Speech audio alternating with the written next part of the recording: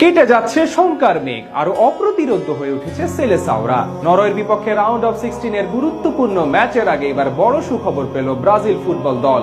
যেই সংবাদের অপেক্ষায় ছিল তাদের ভক্তরা।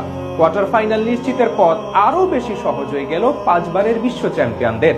নরওয়ের বিপক্ষে ম্যাচের পূর্বে তবে কি এমন সুখবর পেল ব্রাজিল, সেটাই জানবো রিপোর্টে।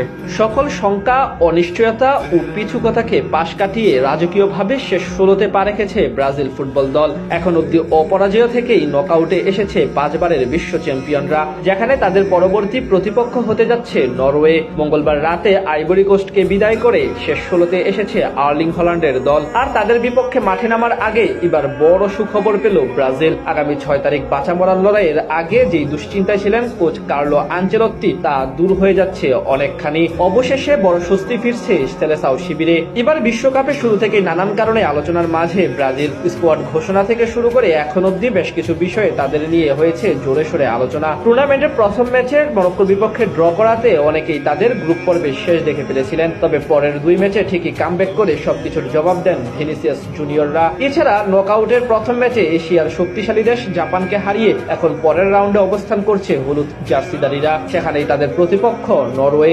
আর সেই ম্যাচের আগে এলো মন ভালো করার মতো এক সুখবর। টুর্নামেন্টে এখন পর্যন্ত ইনজুরি সমস্যায় ভুগছেন দলের অন্যতম বড় তারকা নেইমার জুনিয়র। স্কটল্যান্ডের বিপক্ষে মাঠে নামলেও ছিলেন না জাপানের সাথে। এদিকে তার মতোই গ্রুপ পর্বের হাইতির বিপক্ষে ম্যাচের মাঝপথে ইনজুরিতে পড়েন আরেক উইঙ্গার রাফিনিয়া। ম্যাচের 40তম মিনিটে উরুর চোটে পড়েন তিনি। এরপর চেষ্টা করেও খেলা চালিয়ে যেতে পারেননি বার্সা ফরওয়ার্ড। পরে ঝুঁকি না নিয়ে তাকে উঠিয়ে নেন কার্লো আনচেলত্তি। জানা যায় এই ইনজুরির কারণে চিকিৎসকদের পরামর্শে 10 দিনের বিশ্রামে থাকতে বলা হয়েছিল তাকে। জাপান ম্যাচের দিন 10 দিন পূর্ণ হয়েছে, তাই এখন অনেকটাই সেরে উঠেছেন রাফিনিয়া। জানা গেছে মঙ্গলবার অল্প অনুশীলন করেছেন তিনি এবং বুধবার সকালে ফিরেছেন প্র্যাকটিস সেশনে। তাকে নিবিড় পরিচর্যা করছে ব্রাজিলের মেডিকেল টিম। 10 দিন বিশ্রামে থাকার পর এখন অনেকটা সুস্থ হয়ে উঠেছেন এই ফরওয়ার্ড। যেহেতু পরবর্তী ম্যাচের এখনো বাকি 5 দিন, এর মাঝে রাফিনিয়ার সুস্থ হয়ে ওঠার বিষয়ে পজিটিভ টিম ম্যানেজমেন্ট, তাই নরওয়ের বিপক্ষে দেখা যেতে পারে তাকে।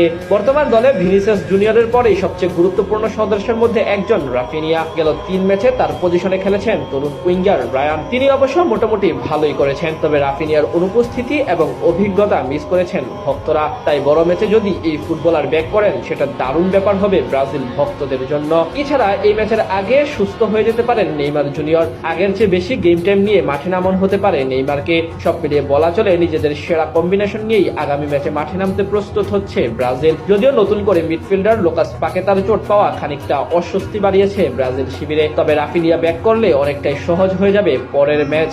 সকল শঙ্কা, অনিশ্চয়তা ও পিছুকথাকে পাশ